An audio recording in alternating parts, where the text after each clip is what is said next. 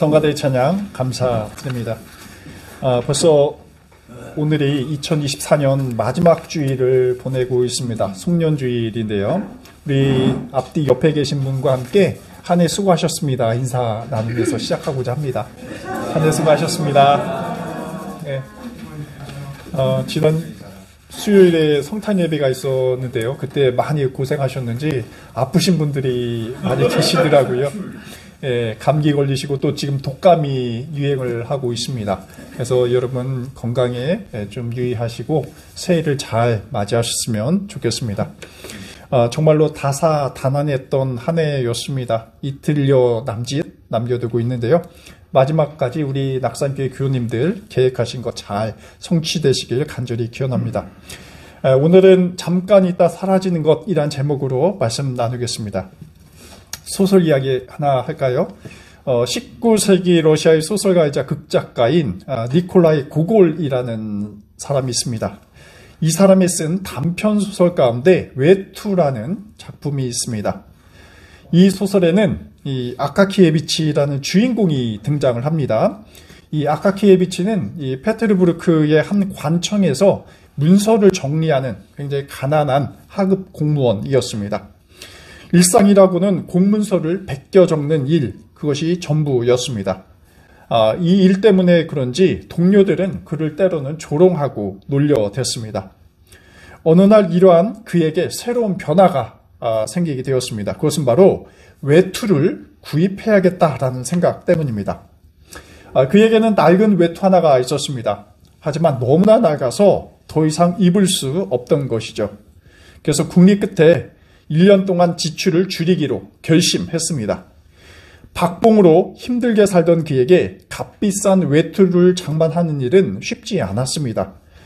모자란 돈을 벌기 위해서 저녁도 굶어야 했고요. 또 밤마다 즐겨 마시던 차도 끊었습니다. 길을 걸을 때에도 신발 밑창이 닳지 않도록 조심조심 그렇게 걸었습니다. 주인공은 나름 이러한 삶에 익숙해 했습니다. 곧 생길 외투를 그리면서 행복감에 젖어들었습니다. 소설 속 주인공이 이렇게 간절히 바라는 외투에 대한 기대가 이렇게 묘사가 되어 있습니다. 제가 한번 읽어드리도록 하겠습니다. 그는 앞으로 생길 외투를 늘 마음속에 그리며 정신적인 양식을 섭취했다. 이때부터 그는 존재 자체가 더 완전해질 것 같았고 마치 결혼이라도 한 것 같았다. 어떤 다른 사람과 함께 있는 것 같았고 혼자가 아니라 마음에 드는 어떤 인생의 반려가 그와 함께 인생길을 가기로 동의한 것 같았다. 이 인생의 반려는 다름 아닌 두툼하게 솜을 두고 닳지 않는 튼튼한 안감을 댄 바로 그 외투였다. 소설가의 이 글 맵시가 굉장히 훌륭합니다. 이렇게 굉장히 섬세하게 이 의인화시켜서 이 외투를 잘 표현을 했습니다. 그런데 이 주인공은 결국 이 외투를 장만을 했습니다. 온갖 노력을 통해서요. 그래서 외투를 입고 출근하자 어느 날 이 동료들이 호감을 보이기 시작했습니다. 그러자 주인공도 마음이 들뜨기 시작했습니다. 자신감도 생기고 당당했습니다. 그런데 이 행복감이 얼마 가지 못했습니다. 왜냐하면 그 어렵게 장만했던 외투를 며칠 되지 않아서 강도에게 빼앗기고 말았기 때문에 그렇습니다. 자신이 그렇게 행복해왔던, 꿈꿔왔던 외투를 그다음 며칠 만에 잃어버리게 된 것이죠. 그래서 주인공은 깊은 절망감에 빠졌습니다. 잃어버릴 그 새 외투를 찾을 수 없다는 사실에 좌절한 나머지 그는 결국 죽음을 선택하고 맙니다. 인생의 모든 관심과 가치를 새 외투에 둔 나머지 그는 그것을 빼앗긴 순간 자신이 살아야 할 그 이유를 망각하게 잃어버리게 된 것이죠. 사실 이 소설은 삶의 목적을 어디에 둘지 몰라 방황하는 우리 현대인들에게 중요한 삶의 메시지를 던져주고 있습니다. 오랜 세월 동안 기대했던 것이 주인공이 강도에게 외투를 빼앗겼을 때처럼 사라졌을 때 우리 마음에 밀려드는 그 허무감은 우리를 더욱더 지치게 하곤 합니다. 또 허세와 무력, 또 불필요한 관심으로 가득 찬 주인공의 이러한 삶의 결말은 2024년 마지막을 보내는 지금 우리의 삶을 다시 한번 되돌아볼 것을 권하고 있습니다. 과연 내가 1년을 살아가면서 어디에 마음을 두고 있었는가, 어디에 초점을 맞추고 있었는가, 또 그것은 비본질적인 것은 아닌가라는 어떤 질문들입니다. 오늘 송년주일로 보내고 있습니다. 여러분 한 해 어떻게 보내셨습니까? 의미 있는 일들도 굉장히 많으셨겠지만 이 시간이 빠르게 흘러가는 세월의 덧없음도 느끼게 됩니다. 또 외투라는 소설 속 주인공처럼 우리는 때로 비본질적인 것에 지나친 삶의 가치를 부여하고 그것이 나의 존재를 결정하고 행복을 가져준다는 어떤 허상을 꿈꾼 것은 아닌지 제 스스로도 반성하게 합니다. 우리가 지금 한 해를 마무리하고 있습니다. 하지만 더 근본적으로는 이러한 시간의 변화에 상관없이 어떻게 우리가 매 순간 허무하지 않게 하고 또 의미 있게 살아갈 것인가에 대한 어떤 생각과 지혜가 필요할 것입니다. 오늘 아침 우리가 전도서 1장 1절 이하의 말씀을 묵상을 했죠. 전도서 본문을 살펴보기 전에 이 책을 누가 왜 썼을까라는 것이 굉장히 중요하겠다 보여집니다. 이 책의 저자는 이제 전도자라는 말이 나오긴 하는데 솔로몬으로 우리가 익히 좀 추정해 볼 수 있습니다. 이 솔로몬은 사실 전생에 걸쳐서 중요한 책들을 기록했습니다. 지혜에 관한 책을 기록을 했죠. 청년 시절에는 사랑을 노래한 아가서를 썼습니다.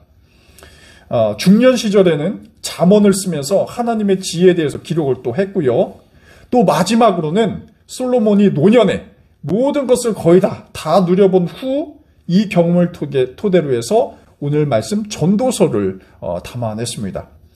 그만큼 우리가 오늘 아침 읽은 이 전도서는 다른 지혜서들보다 더 삶의 농도가 짙게 묻어있는 책이다라고 할 수가 있습니다. 근데 이 말년의 솔로몬이 삶에 대해서 평가한 첫 대목이 굉장히 심상치 않습니다. 그것은 뭐라고 얘기하고 있습니까? 1절인데요. 헛되고 헛되다.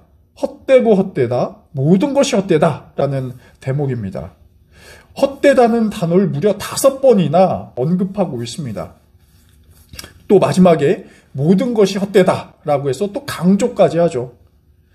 그렇다면 과연 왜 솔로몬이 헛되다. 라고 이야기했을까요? 사실 우리가 아는 것처럼 솔로몬은 이스라엘 역대 왕 중에서 가장 최고의 부귀영화를 누린 인물이었습니다. 지혜의 왕으로 알려진 솔로몬은 나라를 부강하게 했고요. 또 예루살렘 성전을 건축하기도 했습니다. 그래서 국가적이고 정신적인, 영적인 어떤 기틀을 또 마련을 했죠. 여기에 가나안족을 정벌하면서 이스라엘 왕국도 지리적으로 확장시켰습니다. 최대 영토를 확보하면서 국방에 있어서도 최고 번영기를 누리게 되죠. 이렇게 볼 때 우리는 이 정도면 의미 있게 살았다. 왕으로서 그리고 개인으로서의 최선의 삶을 살았다라고 평가할 수 있겠습니다. 하지만 솔로몬은 오늘 대목에서 아주 정반대의 삶을 평가하게 됩니다. 세상에서 아무리 수고한들 무슨 보람이 있겠는가라고 반문하면서 마치 허무주의를 항변하고 있어 보입니다. 아니 솔로몬이 이렇게 후회스러운 답변을 내둔다면 그렇지 않았던 일반 백성들의 삶은 여러분 어땠을까 우리가 물을 수도 있겠죠. 오늘 말씀을 두고 종종 설교 강단에서는 이렇게 해석을 해왔습니다. 우리가 갖고 있는 명예, 물질, 지식 모두 소유한 솔로몬조차 인생에 헛되고 쓸모없다고 또 무의미하다고 한탄을 해왔다. 그렇기 때문에 우리의 것은 무가치하고 하나님의 것에 더 집중해야 한다라는 어떤 교훈적인 결론을 오늘 말씀을 통해서 이렇게 해석을 해왔습니다. 근데 정말로 이번 시간에 우리가 좀 집중할 것은 이 솔로몬이 이 대목에서 허무주의를 주장했는가? 독자인 우리가 그리고 저 세상의 하늘나라의 것만 추구해야 하는 것인가? 이 점에 대해서 우리가 좀 질문을 던질 필요가 있습니다. 이런 단선적인 해석을 극복하기 위해서 우리가 본문을 좀 더 깊이 이해할 필요가 있습니다. 그 가운데 오늘 말씀을 이해하기 위한 핵심 키는 바로 헛되다 할 때 그 헛됨을 어떻게 해석할 것인가에 있어 보입니다. 여기서 제가 이제 구약학자 송민원 교수의 지혜란 무엇인가라는 책을 한번 좀 소개하면서 같이 이야기를 해보고자 합니다. 우리말 성경을 보자면요, 이 헛됨이란 의미를 보통 쓸데없는, 소용없는 정도로 번역을 하고 있습니다. 무언가가 아무런 효과가 없다, 효용 가치가 없다라는 것이죠. 무의미하다라는 것입니다. 영어로는 이제 useless나 이 meaningless, 의미 없는 이런 정도로 번역이 된다 볼 수 있습니다. 근데 히브리어 성경을 보면요, 좀 다릅니다. 어감이 달라요. 원 성경에서는 헛됨을 헤벨이라는 단어로 번역을 하고 있는데요. 헤벨이란 말은 원래 입김이나 수증기를 뜻하는 단어였습니다. 우리가 추운 날, 지금 겨울, 여름은 오시면서, 귀에 오시면서, 숨을 거칠게 내쉬면서 어떻습니까? 그러면, 이 하얗게 수증기가 잠시 나타났다 사라진 것, 입김이 그렇게 되는 것을 볼 수가 있죠. 바로 이것이 헤벨입니다. 그러니까 새벽녘, 마치 풀잎에 잠시 맺혔다가 사라지는 그 아침 이슬과도 같은 것이죠. 여기서 중요한 것은 이 헤벨의 속성이 잠깐 있다가 금세 사라지는 그 무엇을 말한다라고 볼 수 있습니다. 좀 더 이해를 돕기 위해서 신약의 야고보서 4장 14절의 한 구절을 제가 한번 여러분께 나눠봅니다. 이러한 구절이 있습니다. 여러분은 내일 일을 알지 못합니다. 여러분의 생명이 무엇입니까? 그것은 잠깐 나타났다가 사라져버리는 안개에 지나지 않습니다. 라는 대목이 있습니다. 바로 이 구절이 헤벨이 말하고자 하는 정확한 뜻이다라고 볼 수 있습니다. 이렇게 보면 헤벨이 헛됨이란 말을 쓸모없는이라고 해석한 것과 제가 다시 해석한 잠깐 있다가 사라지는 것이라고 라는 해석은 큰 차이가 있죠. 쓸모없다라는 해석은 그 자체로 무엇입니까? 좋다, 나쁘다라는 판단이 개입되어 있습니다. 어떤 것은 쓸모있고 어떤 것은 쓸모없다 판단하는 것은 이 좋고 나쁨에 의해서 구분되는 것이죠. 하지만 잠깐 있다가 사라지는 것, 그것은 어떤 현상을 묘사할 뿐입니다. 우리가 아침에 추워서 입김을 내오면서 귀에 올 때 그것이 나쁘다, 좋다라고 평가를 하지 않죠. 하나의 현상을 묘사할 뿐입니다. 그렇기 때문에 잠깐 있다가 사라지는 것이 무의미하다거나 또 무가치한 그런 일은 전혀 아닙니다. 말씀드린 것처럼 추운 겨울 밖에서 숨을 쉬면 하얗게 입김이 잠깐 올랐다가 사라지는 것을 우리가 나쁘다 할 수 없습니다. 같이 중립적인 현상입니다. 그래서 오늘 본문 4절과 5절에서도 이러한 헛됨을 이렇게 좀 현상적으로 표현하고 있습니다.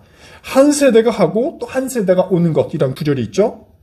이것은 세상의 이치이지 이게 좋고 나쁨은 아닙니다. 또 해가 지고 또 반복하는 것은 하나의 자연현상일 뿐 감정이 개입되어 있지 않습니다. 그래서 다시 돌아와서 이러한 이해를 가지고 오늘 전도서의 말씀을 묵상해 보면 이 솔로몬이 말하는 헛됨은 나쁜 것이다, 우리 삶이 의미 없다라는 것이기보다는 하나의 우리 인생에 대한 객관적인 묘사로 보는 것이 더 정확하겠다 볼 수 있습니다. 이렇게 보자면 솔로몬은 삶을 비관적으로 바라보거나 어떤 의미 없이 없다는 그런 회의주의자가 아님을 우리가 알 수 있죠.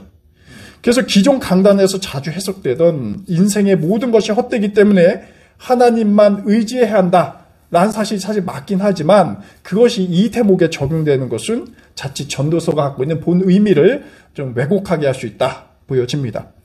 그렇다면 다시 돌아와서 솔로몬이 과연 헛되다고 하면서 무엇을 얘기하고자 하는가, 그 점을 밝히는 것이 관건입니다.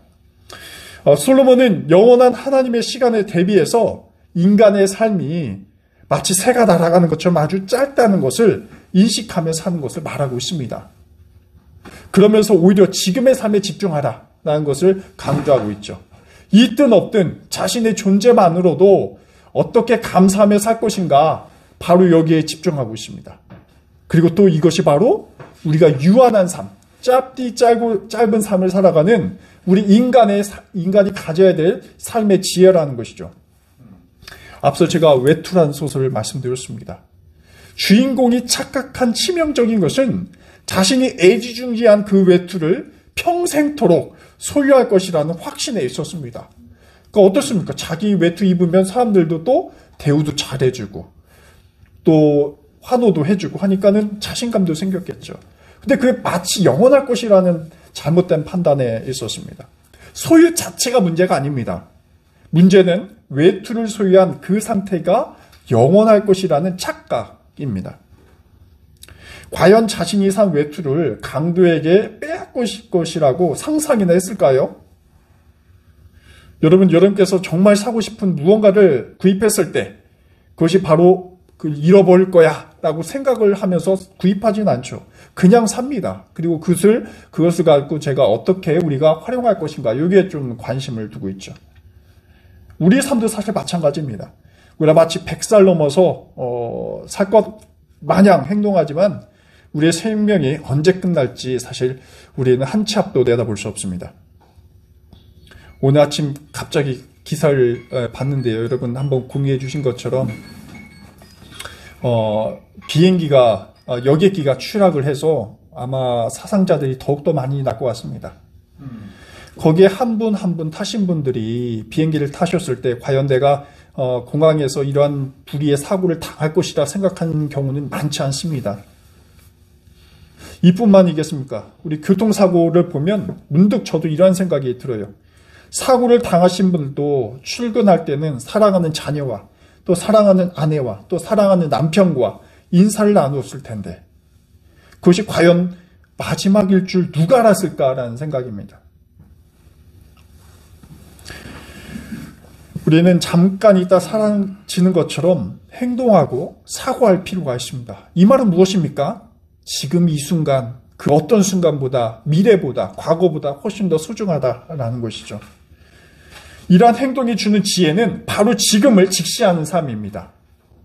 바로 지금에 우리의 삶이 충만한 의미가 담겨져 있고 우리가 살아가는 이 찰나의 모든 순간에 우리가 갖고 있는 우리가 관심하는 모든 것이 집중되어야 한다라는 것이죠. 참된 의미가 있다는 것입니다. 2024년이 지나가고 있으니 내년부터 무슨 일을 해야지 라는 것은 없습니다. 사실 지금입니다. 지금. 특히 사랑하지 못했던 것, 소중하게 생각하지 못했던 것에 과연 우리는 얼마만큼 집중하며 살아가고 있는가, 이에 대한 삶의 지혜가 중요합니다. 또 잘못된 우리의 관계를 화해로 바꾼 것도 중요합니다. 또 불의한 정의의 문제도 마찬가지입니다. 정의롭지 못했던 것을 어떻게 지금 이 순간에 바꿔나갈 것인가. 그동안 살아가지 못하면서 살았던 것, 그것이 무엇인지 또 성찰하고 또 사랑하도록 노력하는 행위가 지금 이 순간 우리에게는 필요합니다. 이럴 때 우리의 무겁고 고통스러운 관계는 자유로 향하게 됩니다. 지금 주어진 것에 만족하는 것도 중요합니다. 감사를 하기 때문에 그렇죠. 갖지 못한 것에 불행하지 말고 지금 갖고 있고 하나님께서 주신 은총에 대해서 감사가 있어야 합니다. 사실 우리 인간은 욕망에 한계가 없어서 아무리 갖는다 해도 채워지지는 않습니다. 여기엔 결코 행복이 없는 것이죠.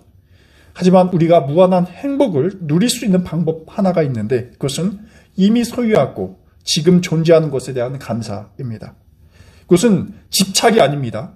언제 수증기처럼 사라져 버릴지 모르지만 지금 주어진 것에 무한한 감사를 한다면 그것은 우리가 이 찰나의 순간에 할 수 있는 최선의 행위라는 것입니다. 오늘 본문 5절에서 솔로몬이 기록한 것처럼 하나님의 창조 세계는 한 세대가 가고 또 다음 세대가 온 것 같지만 그렇다고 해서 세상이 바뀌는 것은 아닙니다. 그대로입니다. 자연 현상도 마찬가지입니다. 해와 달, 별은 자연적인 소멸과 탄생을 반복하겠지만 유한한 인간에게는 내일도 해가 뜰 것이고 또 질 것입니다. 솔로몬은 그만큼 인간은 이 세에 잠시 있다가 사라진 존재로 보고 있는 것이죠.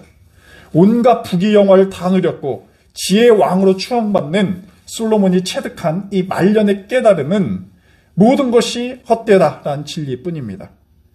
이 깨달음은 우리 지금의 삶을 포기하거나 좌절시키지 않습니다. 우리를 허무하게 함으로써 또 삶을 포기하게 만들지도 않습니다.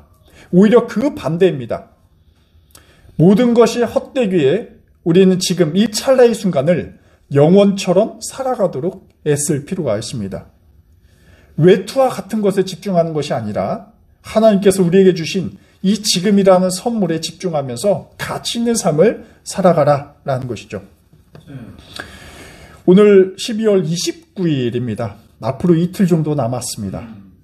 하지만 하나님의 시계 안에서 사는 우리는 일반적인 세월의 흐름에 주목할 것이 아니라 바로 지금에 초점을 맞출 필요가 있습니다. 지금 더 사랑하고 더 회복하고 더 감사하는 삶, 이것이 결국 고대 지혜자 솔로몬이 우리에게 주고자 한 그 교훈은 아닐까요? 우리 낙산교회 모든 교우님께서 주님 안에, 주님의 섭리 안에 충만한 사랑과 감사가 깃들길 기원합니다. 아멘. 기도하겠습니다. 하나님, 저희는 잠깐 있다 사라지는 존재일 뿐입니다. 영원한 것도 없고 무한한 것도 없습니다. 주님의 창조 질서 가운데 살아가는 동안 마음속의 욕심과 미움을 내려놓게 하옵소서. 오로지 지금 이 순간에 살아있음에 감사하고 행복해하며 선한 삶 살아가게 하옵소서. 예수 그리스도의 이름으로 기도드립니다. 아멘.